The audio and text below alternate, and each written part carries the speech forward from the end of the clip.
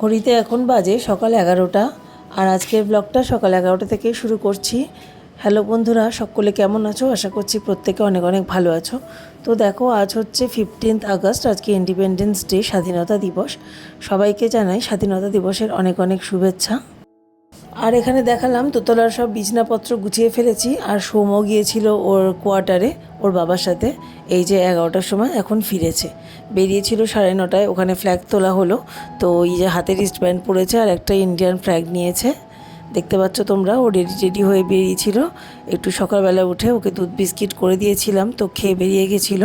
তো এখন 11টার সময় ফিরেছে। আর ওকে নিয়ে একেবারে উপরে উঠলাম। আর আজকে আমি অনেকটা দেরি করে ঘুম থেকে উঠেছি। আমি উঠেছি তোমার এই 9:45, 9টার কাছাকাছি। তো এখনই ওপরে এসে ওপরে সব কাজ শুরু করলাম। এর আগে কোনো কাজ বাজ কিছু করিনি, আজকে অনেকটা দেরি হয়ে গেল। তো ওদিকে চাটা বসিয়ে দিয়েছি। আর এদিকে বিছনাপত্র এইগুলো সব ঝেড়ে নিচ্ছি। আর ঘরটাও ঝাঁট দিয়ে দেবো এখন। আর এখানে অনেকগুলো জামা কাপড় ছিল, ভাঁজ করা হচ্ছিল না, এই দুদিন আগেকার থেকেই রাখা ছিল। তো সেগুলো এখন একটু ভাঁজ করে জায়গা মতন গুছিয়ে ফেলবো। এখনই ওয়ার্ড্রোবে তুলবো না, এখন আপাতত এই বিছনাটাতে রাখবো। তারপর যখন নিচে নামবো তখন এগুলো সব নিয়ে নামবো। তো এই অগোছালো জামা কাপড়গুলো দেখলে আরও মানে বেশি বিরক্তিটা বেশি লাগে। ঘর তো একটু বেশি অগোছালো মনে হয় এই জামা কাপড়গুলোর জন্য। তো চলো ঝটপট করে এখন কাজগুলো গুছিয়ে নিই। আর চাও খেয়ে নিয়েছি কিন্তু আমি এর মধ্যে। আর এখন কিন্তু রান্না বসাবো। আর এই দেখো, এই কম্বলটা দোতলার ঘরে আমার ছিল নিচে। তো এটা অনেকটা নোংরা হয়েছিল, এটা কেচে এখন তুলে রাখবো। এটা তো এখন গরমকালে কাজে লাগে না, এটা এই সামনে শীতকাল আসছে তখন আবার লাগবে। তো এটা নোংরা যেহেতু হয়েছিল, তো ওই জন্য কেচে একবারে তুলে দিলাম। আর এখন সোফাটাও ভালো করে ঝেড়ে নিলাম। আর এরপর কিন্তু ঘরটা ভালো করে ঝাড় দিয়ে নেব। আর আজকে রান্না করব হচ্ছে ডাল, আলু পোস্ত আর কচুর শাক। কচু শাকটা তো আগের ব্লগে তোমাদের দেখালাম, ওর বাবা এনেছে। তো নষ্ট হয়ে যাবে, শুকিয়ে যাবে, ওই জন্য করে ফেলছি। 2 আঁটি কচু শাক এনেছে, তবে 2 আঁটি করবো না আজকে, হয়তো 1 আঁটি করবো।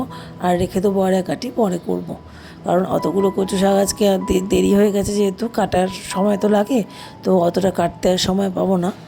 তো চলো এখন ঘরটা ঝাড় দিয়ে নিই ভালো করে।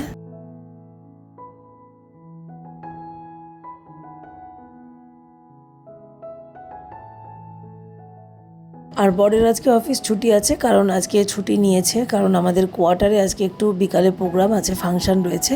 তো সেই কাজে ব্যস্ত রয়েছে। তো আমরাও যাব বিকালবেলা কোয়ার্টারে। তো এখন বেলাতে আর বেরোবো না। সৌম্য তো বেরিয়েছিল, আমি ভেবেছিলাম ওকে নিয়ে যাব ফ্ল্যাগটা তোলা দেখতে কোয়ার্টারে। তো হলো না, আর যেহেতু ঘুম থেকে অনেকটা দেরি করে উঠেছি, তো ওকেই একা পাঠিয়ে দিয়েছিলাম। আর বিকালবেলা আমরা সবাই যাব। আর স্পোর্টসের প্রাইজ ডিস্ট্রিবিউশনও রয়েছে বিকালবেলা। তো আমিও প্রাইজ পাবো, সৌম্যও পাবে। বিকালে তো যেতেই হবে। তো চলো এখন রান্নাটা বসিয়ে দিলাম। এই যে মুগের ডালটা একটু ভেজে নিচ্ছি কড়াইতে। আর এরপরে ভালো করে ধুয়ে তারপর প্রেসারে সিদ্ধ হতে দেবো।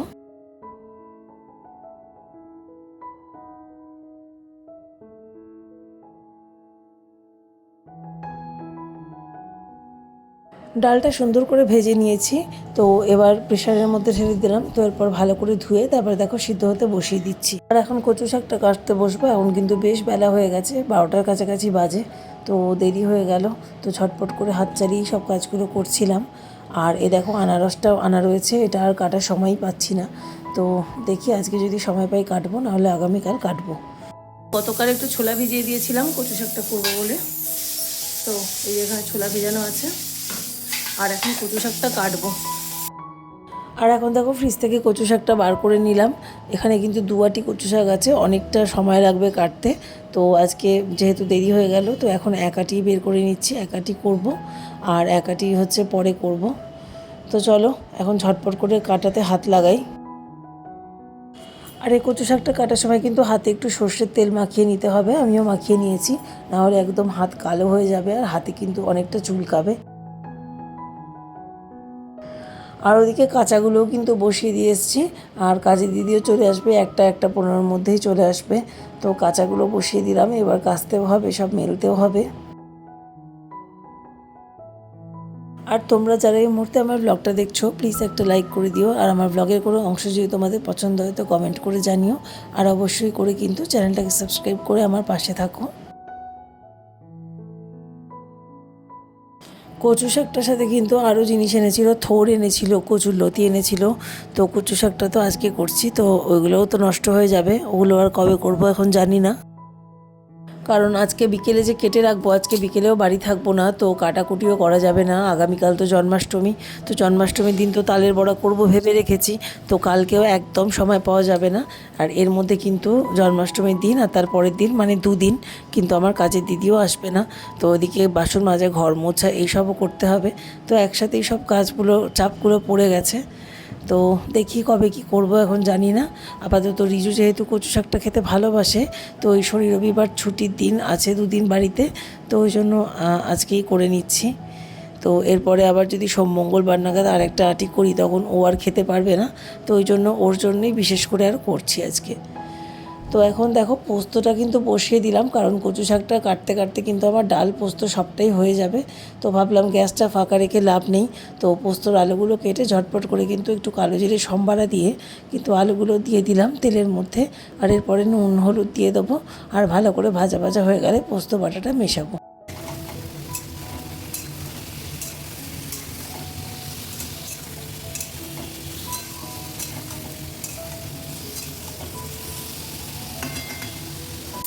আর এই যে দেখো এখন পোস্তটাও বসিয়ে দিয়েছি, ঠিক আছে। আর এদিকে হচ্ছে তোমার ওই কচু শাকের জন্য ছোলাটা সিদ্ধ হচ্ছে, আর এখানে হচ্ছে পোস্ত। এই যে পোস্ত বাটাটা ঢেলে দিয়েছি।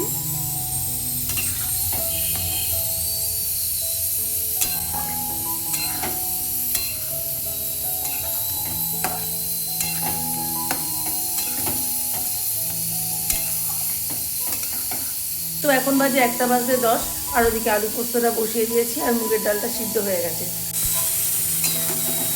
তো এখন এই যে আলু পোস্তটা হচ্ছে, আর মুগের ডালটা দেখো এখানে সিদ্ধ করে রেখে দিয়েছি, ঠিক আছে। আর কচু শাকটা কাটছিলাম, তো এখন কচু শাকটা কাটবো, চলো।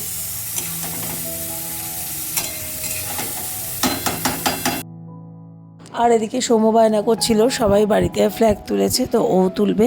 তো ওকে বললাম আড়াইতলার যে ছোটো ঘরটা আছে ওখানে ফ্ল্যাগ রাখা ছিল, তো ওকে বললাম নিয়ে আসতে। আর রিজুকেও ডাকলাম, রিজুকে বললাম ওপরটায় ভালো করে একটু টানিয়ে দিতে। তো আমি উঠতে পারবো না, আমি তো এগুলো পারি না, তো বাড়িতে ওর বাবাও নেই, আর ওই জন্য রিজুকে আরও ডাকলাম। তো এখন দেখো ফ্ল্যাগটা কিন্তু সুন্দর করে বেঁধে দিচ্ছে। তারপর দেখো আমি কিন্তু ঘরে গিয়ে কচু শাক বসিয়েছি, আর জামা কাপড় কেচেওছি, মেলেওছি, কিন্তু কোনোটাই তোমাদের সাথে শেয়ার করা হয়নি, প্রচণ্ড তাড়ায় ছিলাম। তো তারপরে কচু শাকটাও রান্না করেছি, সেটাও শেয়ার করা হয়নি। তারপরে স্নান খাওয়া করে রেডি হয়ে কিন্তু সন্ধ্যাবেলা আমরা চলে এসেছি কোয়ার্টারে, আর এখন কোয়ার্টারের প্রোগ্রাম কিন্তু শুরু হয়ে গেছে। ভট্টাচার্য যদি থাকেন চলে আসুন, এছাড়া রাধাদি, সঞ্চিতা দি, জয়শ্রী, মনিকা, অপর্ণা দি, আপনারাও একটু চলে আসুন। এই মুহূর্তে কল্যাণী মহাপাত্র পড়িয়ে দিলেন কৃতজ্ঞতার মালা। আপনাকে আসার জন্য অনেক অনেক ধন্যবাদ। সকাল থেকে চলছে সেই আপনার প্রতিটি জায়গায় মানুষের উচ্ছ্বাসের মধ্যে থাকতে হচ্ছে। সচিন বংশী হাতে তুলে দিচ্ছে আগামী পৃথিবী, গাছ তো আগামী পৃথিবীকে তুলে দিলেন। এবং আর এই যে দেখো আমরা এই চেয়ারটায় বসেছিলাম এই দিকের, তো আজকে একটা শাড়ি পরেছি। শাড়ি পরতে আমার খুবই ভালো লাগে, তো অকেশন হলেই আমি একটু শাড়ি পরার চেষ্টা করি, আর আমার পরতে ভালোও লাগে। এবং শান্তিনীর আবাসনের সকল আবাসিক বৃন্দরা উপস্থিত আছেন, সবাইকে অনেক অনেক শুভেচ্ছা, অভিনন্দন, জাতীয়তাবাদী প্রণাম জানাচ্ছি। আর আমাদের যে এমএলএ উনিও এসেছিলেন, আর যে পৌরমাতা উনিও এসেছিলেন। তো ওই কিছু কথাবার্তা হচ্ছিল, তারপর সব প্রাইজ ডিস্ট্রিবিউশন শুরু হবে, তারপর বাচ্চাদের কিছু নাচ গানের অনুষ্ঠান আছে, সেগুলোও হবে। হাতটা বাড়ায় তখনই কিন্তু তালি বাজে। তো আপনাদের থেকে যে ভালোবাসা আমি এত বছর ধরে শিল্পী হিসেবে, তো রাতের জন্য তরকারিও করে এসেছিলাম, আলু চচ্চড়ি করা রয়েছে, আর রুটিটা কিনে নিয়ে যাব, আর সৌম্যকে ভাত খাওয়াবো, রাতের এই প্ল্যান আছে। তো এখান থেকে ফিরতে ফিরতে অনেকটাই লেট হয়ে গিয়েছিল, আর সৌম্য আজকে আর কোনো ছড়া, কবিতা আবৃত্তি কিছু বলেনি, ওই শুধু প্রাইজগুলোই নিয়েছে। আর দেখো আর ভিডিও কিছু শ্যুট করিনি, কয়েকটা ফটো তুলেছিলাম, তো সেগুলোই তোমাদের সাথে শেয়ার করলাম। আর আজকের ব্লগটা কিন্তু ছোটোর উপরেই থাকলো, আজকের ব্লগটা এখানেই শেষ করলাম। আবার ফিরবো নতুন ব্লগ নিয়ে, সবাই ভালো থেকো।